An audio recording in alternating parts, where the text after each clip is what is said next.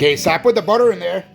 Now that it's all in there, what you can do is you can just, like you see, you can just, on the outside of the turkey, you can just rub the butter into the breasts, right? If you see big lump, if there's too much in the bottom, you can push it up on top of the breast. Same thing on this side, you can push it up on top of the breast.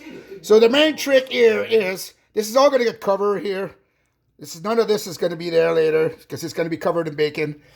And then the back I haven't done yet, but the back I'm going to go into the back here and I'm going to do the same thing. So there's, you can tell here, there's a bit of a seam right here, right?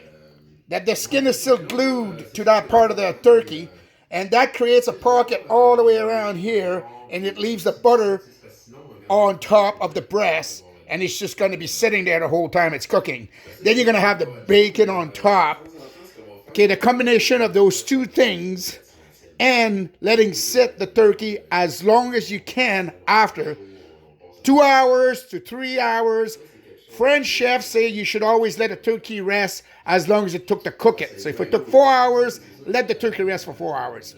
A bit extensive, but 2 hours is pretty goddamn good.